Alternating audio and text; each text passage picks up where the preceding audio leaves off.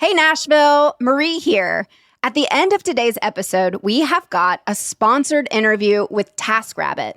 Supriya Sundaram, Director of Growth Marketing, is going to talk to me about the best ways to get your home ready for spring before Nashville gets busy, and how Nashvillians are turning their skills into real income right in their own neighborhoods.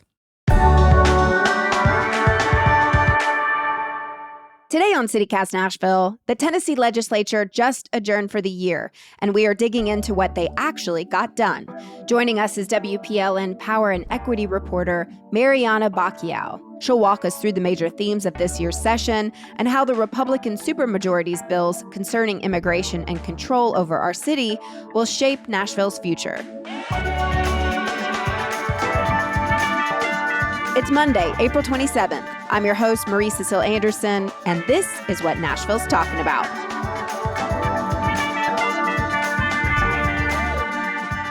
Hey, y'all. Before we get into today's show, I just want to say a huge thank you to everyone who signed up to become a CityCast Nashville neighbor last week. We call y'all neighbors on purpose because we really believe better neighbors make a better Nashville. But I'm going to get real with y'all. We did not hit our goal. We're actually pretty far away from it. So if this show has ever helped you feel more connected to Nashville, if we have taught you something, if you've laughed, if you have gone to our website and read one of our incredible articles written by Margaret Kingsbury, or maybe checked out a brand new restaurant or bar thanks to one of our contributors, Margaret Littman. Or maybe we've sparked a conversation that you've had with one of your fellow neighbors. Maybe you listened to our Best Playground episode and you took your kids to a new place they'd never been before. We could really use your support right now. And look, I would love nothing more than to stop talking about this and start talking more about what actually the state legislature passed this year and how it's going to affect Nashville. But we need a few more of you to step it up. So if you have been on the fence, this is your moment. Hop off that fence. Head on over to membership.citycast.fm/Nashville. It takes like 2 minutes to sign up. It's $10 a month or $100 a year, and you get some really amazing perks. Like what, Marie? Well, let me tell you. Members-only events, a curated weekly events email from our team, ad-free listening, and our Friday bonus segment called Hell Nah. Oh, and this just in, we still have some of those Oxford pennants left, exclusively made for Nashville. Ours are bright yellow, and they say, I live here on purpose. They are super cute, and we would encourage everyone to hang them in their home or in their office and show off their city pride. Speaking of city pride, I have some new members to shout out. Carice O, Sherry H, Peggy R, and Lori C. Welcome to the neighborhood. Thank y'all so much for joining as our new CityCast Nashville neighbors. We are going to have a lot of fun together. We have some amazing events planned, and so I cannot wait to meet you all in person. All right. So hopefully that's my last spring membership pitch for y'all. Again, join us today. It's $10 a month or $100 a year. And the purpose, again, of CityCast Nashville Neighbors is to deepen your love for Nashville, find the people that feel the same way, and create a community together. All right, now let's get into it with WPLN's Mariana Bacchiau. The 114th Tennessee General Assembly adjourned sine die on Thursday night, and Mariana, you were there to report on it all. What stood out to you as the biggest through line for the whole session? Was there a general theme? I would say this push to bring Trump's immigration agenda to the state level was one of the big arcs of session. House Speaker Cameron Sexton has been open about having conversations with U.S. Homeland Security Advisor Stephen Miller and the White House about some of those measures. Although immigration is a federal issue, there are things that the states can do to legislate it. We've also seen Miller might be having those conversations with other states. It might be a nationwide trend, but Tennessee is definitely a leader as far as this session in getting some of those bills passed. This was also the last legislative session of Governor Bill Lee's term. He's term limited here in Tennessee. We saw this push to expand his signature school voucher program, the number of seats that are offered under the statewide program, eliminating testing requirements for the pilot program, which exists in Nashville, Memphis, and Chattanooga. Like you just said, the big ticket this year for state Republicans was the slate of bills called Immigration 2026. Did the Trump administration get everything they wanted here? There were some bills that might have hit hiccups, but were reincorporated in other ways. I would also say I have actually, corresponded with the White House trying to get a sense of like the timeline in which Tennessee Republicans either reached out or the White House reached out to them. And neither party has really said who initiated those conversations, although there's been some insinuation on the floor that House Speaker Sexton was actually the impetus. One measure, which was one of the lone failures in this whole package, would have required schools, hospitals, and law enforcement to all track the interactions that they had with undocumented people or people who couldn't prove legal status. That one hit a hiccup, it failed, but parts of it were sort of reincorporated into other bills. So a measure to ban undocumented people from getting local government aid, think affordable housing, public health clinics, those entities would be required to report the number of people who they have to reject because they can't prove legal status. Another measure, which is, I would say, uniquely a Tennessee measure from last year. So Tennessee were on a 2-year legislative session. So there are bills from last year that can, come back up, and we sort of saw that in this last week of marathon session. But this measure would have allowed public schools to deny students based on their legal status. That would have jeopardized $1 billion in education funding from the federal government. And so that initial measure, as it stood last year, passed the Senate, but the House sponsor pulled it because of fear that it would jeopardize that funding. But Republicans have been open about the intent of that legislation to challenge Plyler v. Doe, which is the U.S. Supreme Court case that established a universal right to education for all students, regardless of legal status. That ultimately could not be passed in the form that the Senate had it. So the House brought it back. It sort of morphed into this more of a tracking bill where schools would still be required to verify legal status, but could not deny a student based on that. And that number will go back to the General Assembly. So a lot of these tracking measures for Republicans is a matter of trying to ascertain how many undocumented Tennesseans there are, what public services they might be using, and to try to get a fuller picture of that, because right now we have just estimates from different groups. Let's talk about the bill requiring all local law enforcement agencies to work directly with ICE. The Davidson County Sheriff has, up to this point, declined to participate in immigration activities. Is that right? The Davidson County Sheriff's Office used to have a 287G agreement. They ended that over a high-profile case in which a pregnant woman spent several hours of her labor while shackled in the jail under the program. I reached out to the Davidson County Sheriff's Office for comment when this legislation was moving through the legislature, and at the time, received a blanket statement saying that they would follow any laws that the General Assembly passed.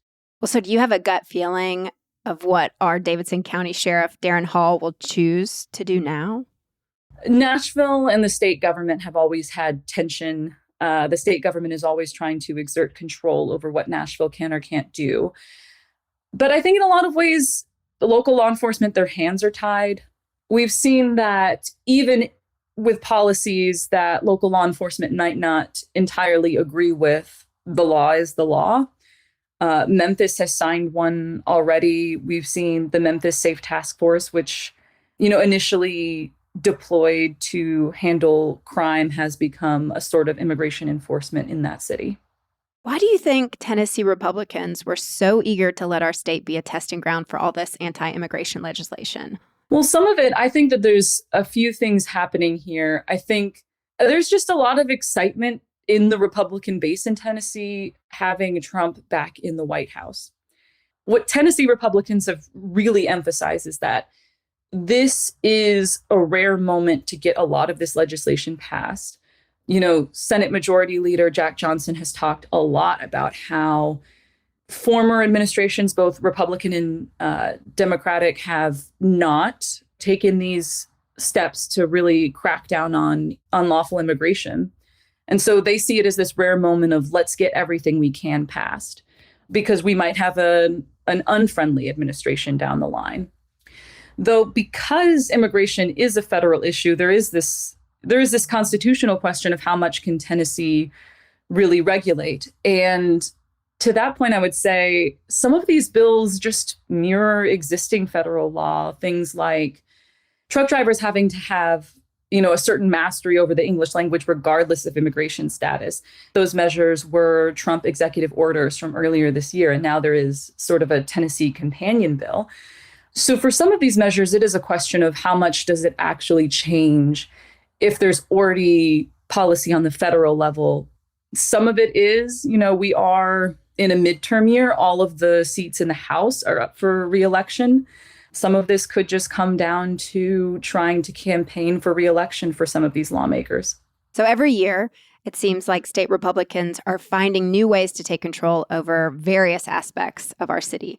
Legislatures are even poking fun at House Speaker Cameron Sexton, calling him the shadow mayor of Nashville. We are still waiting to find out if the Supreme Court will allow their attempt to cut our Metro Council size in half. But meanwhile, what new local control did they assign themselves this year? I think really the big sort of unexpected push was this control over the Nashville electric service, following the ice storm in January, because Nashville Electric Service primarily serves Nashville, but also serves certain surrounding counties, including the county in which Marsha Blackburn lives. So there's been these pushes to put more people from outside Nashville on an advisory board. Cameron Sexton has even suggested that Nashville sell NES and have it be a private company that sort of sets these rates. Sexton has also attempted to funnel, surplus taxes that are generated around Broadway and tourism towards the East Bank development, in which he is an advisor on how that development is going to look moving forward. The thing that interests me the most is during the special congressional election last year, the Democratic candidate, Afton Bain, had really campaigned on this push she had to end Tennessee's grocery tax, which is one of the highest in the nation at 4%. And I think what Bain had to say about affordability really resonated with voters across the political spectrum. And I think Republicans saw that, and there were multiple bills that would have done something to either chip away at the grocery tax, eliminate it altogether. But what Republicans did pass was something that would allow local metropolitan areas to cut their local grocery tax. But that would only apply to metro councils that had 20 members on their metro council, and Nashville has 40. So, there were questions while this legislation was coming up. We have this state Supreme Court case that is going to determine whether or not it's lawful for the legislature to dictate what Metro Council does. And there's history tied into that. The reason why we have the number of seats that we have in Metro Council was to give more power to majority Black and brown districts that hadn't had representation historically. So a lot of that, we'll see the state Supreme Court case will probably impact that bill going forward.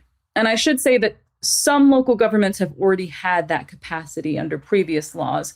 This just expanded that to include metro governments like Nashville, but not quite like Nashville because we have 40 council members. The Republicans also set up a new way to control the airport as well as our underground. Is that right?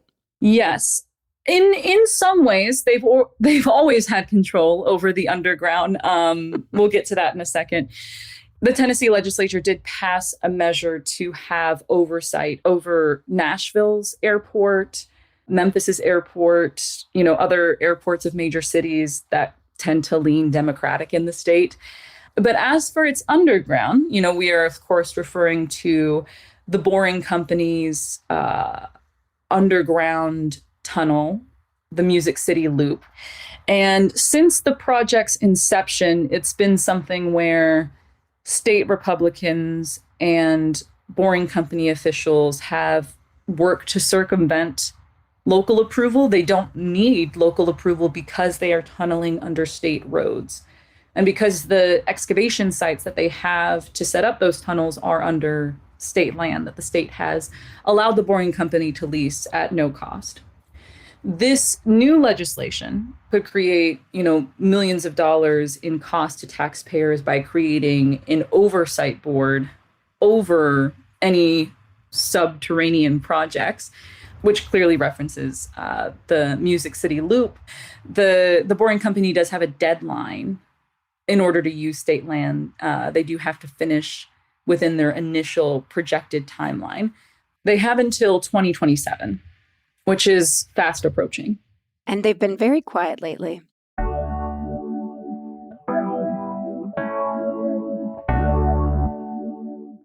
Let's turn our attention now to LGBTQ plus rights. So LGBTQ plus advocates often refer to the annual bills targeting our queer community as the slate of hate. What did the state Republicans succeed in passing this year? So a lot of these measures come down to limiting the access to gender-affirming care for transgender Tennesseans while expanding the services for those who might be looking to detransition. Tennessee already had this law in the books that TennCare could not be used to cover gender-affirming services. There was a concern that there was some sort of loophole within that. So this was a bill that sort of just reinforced something that the legislature had already passed. Another bill to, require any insurance companies or healthcare companies that cover gender-affirming services to also cover detransition services passed. And activists I talked to had, no problem with that. Their concern was that tacked on to that bill was a measure to track the number of Tennesseans who receive gender-affirming care. There's lots of concerns with that, given the history of Tennessee Republicans attempting to collect data on transgender Tennesseans. The Tennessee AG was successful in getting some detailed medical records of transgender patients at Vanderbilt University Medical Center a few years ago. I believe lawsuits surrounding that are still pending. There's also the Riley-Gaines Act, which was legislation from last year that was brought back this year. So like we mentioned, it's a 2-year session. This bill would have any sort of space that's separated by gender would not allow transgender people to be in the space that aligns with their gender. So that's locker rooms, even, correctional facilities. Some of that Tennessee has sort of already enforced, but now we have that very concretely in writing. And then some other bills are more symbolic. And there was a measure to ban pride flags during the month of June. That one did not pass. Another bill to make June Nuclear Family Month did pass. Of course, it's a symbol, but symbols mean things. I'm glad you brought up Gino Bolso's No Pride Flag or Month, that it died in committee, as did an attempt to remove discrimination protections for LGBTQ plus folks in our state. But why do you think his fellow Republicans thought those bills specifically were a bridge too far? I think there's a lot in that. I think some of it can come down just to personality. Bolso proposes a lot of these types of bills that don't end up passing. It also feels a little bit like, I think 2 or 3 years ago was really the legislative session that was focused on legislating what transgender Tennesseans can do, in particular, what trans youth can do, the gender affirming care services that they can or, can't access. There were so many bills that passed during that session that had concrete impact. And I think we're sort of seeing the slow momentum of everything that really can be passed has been passed. Let's move on to what they did that was actually good. What's your favorite? Let's get into it. I think the legislation that has most excited our environmental reporter here at WPLN is the Duck River protections.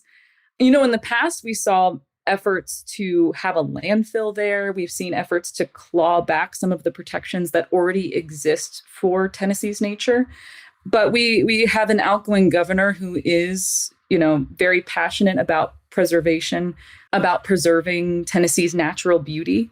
So that Duck River that's home to so many species now has protection from development projects, from landfills.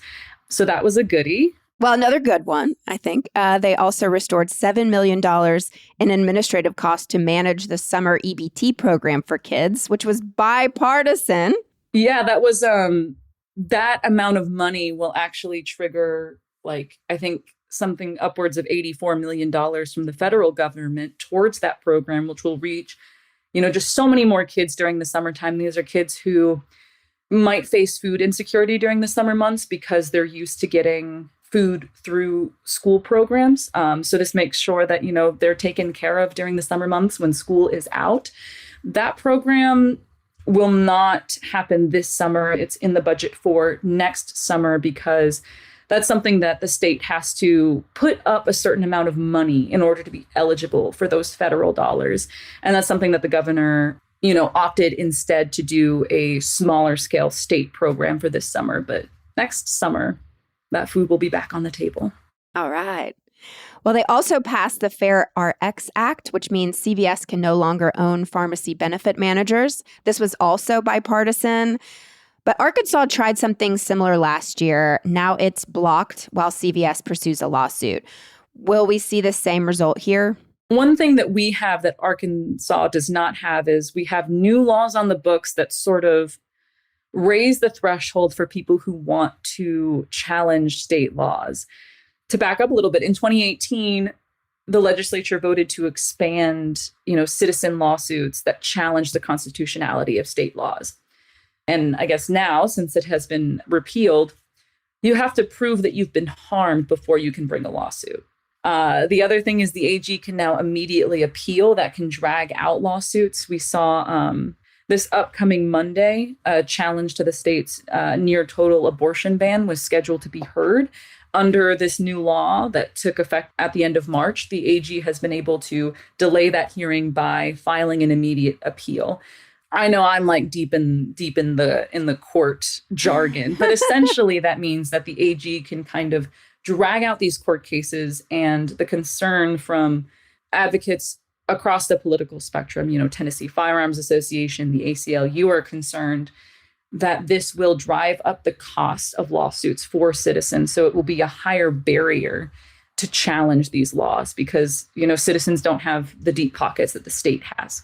All right. Well, the last good one that we want to shout out when they target Nashville, this is what I like to hear. $20 million is going to the Nashville Zoo thanks to Bill Lee's budget. That's exciting.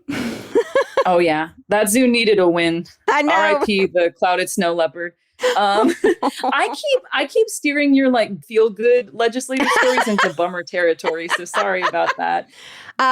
And then, of course, there's always a bunch of weird stuff that comes up during session. Where did we land on owning raccoons? You can do it. You can. This was actually one of my favorite quotes from the legislature. Comes from, we asked Jeremy Faison after that bill passed, what's going on? And I think his direct quote was, "We believe in freedom. We believe in America. There's all sorts of vaccines for raccoons." So okay. I think the argument there one. is that we can now vaccinate raccoons against rabies. Mm-hmm. And raccoons are our state animal. So let them into your heart and homes, folks. Freedom, folks. Okay, well, one thing, that's amazing. Thank you for sharing that quote. One thing I noticed in the budget that surprised me, 2 years ago, Tennessee pioneered an incredible first-in-the-nation program under TennCare that provided diapers for families. And they cut it. Why? Yeah, we're the first and last state. It's been a lean budget year. A lot of revenue projections are down. My understanding is that money went to help with TennCare costs to cover inflation. But I believe that program is still funded for a little bit. So if you are in need of diapers, now is the time. Going back to the budget, it also included a line item moving an additional $20 million to the rainy day fund, bringing our reserves to a total of $2.2 billion. Is it not already raining for a lot of people in this state? I think that's the question that the state house, delayed answering. I think that we might see the answer at the ballot box during the midterms because affordability has become such a big issue for people.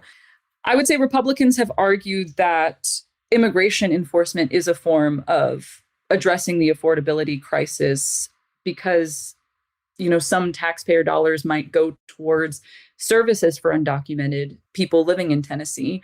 Of course, the other side says undocumented Tennesseans still pay a lot in taxes. And because we have no income tax in Tennessee and such a high sales tax, that actually undocumented people in the state pay more in taxes than they do in other states. There were some real last day of summer vibes on the floor on Thursday night as they moved to adjourn. When you look back on the session, what will you remember the most? I wish that I had like a legislative answer for you, but I think it's that Johnny Garrett and Vincent Dixie got into a really heated argument. Dixie asked for clarification on a word in a bill, and Garrett spent like a minute telling him to just read it. So they do not like each other. There's a thing in the state house. They call everybody, my friend from Memphis, my friend from Davidson County. And so Garrett ended it with my friend from Davidson County. And Dixie's response was, first of all, I'm not your friend. Second of all, watch your words. Oh, okay. All right. Well, real quick before we go, we received word right before this taping that Representative G.A. Hardaway, a Memphis Democrat who had served in the legislature for 19 years, passed away Friday morning. Would you leave us with some words about his legacy? On the last day in session, the day before Hardaway passed away, the State House honored him for his 20 plus years in office representing Memphis and all of the gains that he made for the city, including establishing the Memphis Academy of Health Sciences. That was one of the first public charter schools in Memphis, serving as a member of the NAACP, the Southern Christian Leadership Conference, being a member of the Black Business Association. When his colleagues on both sides of the aisle remember his legacy, they remember somebody who was so involved with his community on the local and state level, being a leader for young Black lawmakers in the city. As of right now, the family has not released details of a service or how they will choose to remember him, but that's something that we're looking at in the future. Thank you for those words. And Mariana, thank you again for joining us. Your job is very difficult and you do a very, very good job at it. So thank you. Oh, thank you. Hey, listeners, don't go anywhere. Coming up, we have a sponsored segment from TaskRabbit. I am chatting with Supriya Sutharam to talk about how the platform is making life easier for Nashvillians and creating real earning opportunities for local workers. Hey, y'all, Marie here with Supriya Sutharam, Director of Growth Marketing at TaskRabbit. Supriya, welcome to CityCast Nashville. Thank you so much for having me. TaskRabbit is this incredible app where you can find a neighbor essentially to come help out with a household task, or you can sign up to be that neighbor yourself. For anyone who hasn't used the app yet, what are the go-to tasks for people in Nashville? So furniture assembly and TV mounting, like getting your TV up on the wall for those flat screens, are huge for us, especially with so many people moving into the city lately. But we also handle other types of tasks like cleaning, moving help, and general home repairs. The goal is really ease and quality. So you can browse local profiles, see real reviews from other Nashvillians, and then pick the person that fits your budget and schedule. So Supriya, I actually hired a tasker to come to my house and help me move. This lovely gentleman pulled up in this big pickup truck and moved half of my belongings. I followed him along to my other location. He was so kind, so sweet, and didn't break anything. So I understand that TaskRabbit has been a real staple here in Nashville for a while, since that was several years ago. How have you seen the platform grow here in town?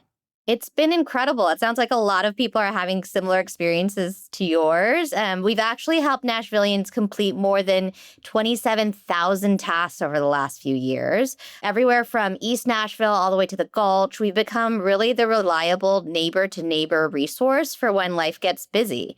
Mm. We grew from a simple idea 16 years ago. Our founder just needed dog food on a snowy night and built a platform for it, into the #1 platform for home services. Well, let's talk about the people doing the work. How does TaskRabbit support local contractors, or taskers, as y'all like to call them, here in Nashville? So that this is a huge part of our mission because we're not just a service, we're an engine for micro entrepreneurs. On average, taskers in Nashville can earn $47 per hour. So it's a really fantastic way to build a business or to make some extra money on the side. Taskers are their own bosses, so they set their own rates, their own schedules, and work areas. And what's most important is that they take home 100% of their hourly rate and 100% of their tips. Wow. Okay. If someone is looking to sign up as a tasker today, what should they know? If you're over 18 and you have a skill, whether that's painting, mounting, or just being handy around the house, we really want to hear from you. We can handle the back-end logistics so you can focus on the work. We also take safety very seriously, so every tasker goes through a multi-step vetting process, including identity verification and background checks. So I think everyone here in Nashville is so excited for spring after the winter we had. And part of welcoming spring is the process of spring cleaning. So personally, I think about going through my clothes and seeing what's worth keeping or donating every spring. But what are some household tasks people should be thinking about as we're getting ready for spring? So I know from visiting Nashville very often that spring comes at you really fast. So right now is the perfect time to think about all the maintenance that's going to be required so that you can make the most of your summer. So we're seeing a lot of residents booking taskers to help with things like indoor organization projects, checking for drafty windows, and then clearing out gutters before those heavy spring rains. And don't forget, when the weather is starting to shift, it's a really great time to beat the spring rush for things like mounting your new TVs or getting a head start on deep cleaning before the city can get really busy. So whatever the task, you've really got a neighbor ready and here to help. Amazing. Thank you so much for joining us. I'm going to go ahead and schedule somebody to mount my TV that's been sitting there on the ground, believe it or not. It needs to be mounted ASAP. So thank you so much. That's great. We're happy to help. Thank you. If you're in Nashville and you need a hand around the house, or you want to start earning as a tasker, head to taskrabbit.com. We'll have that link in our show notes. Thanks for listening.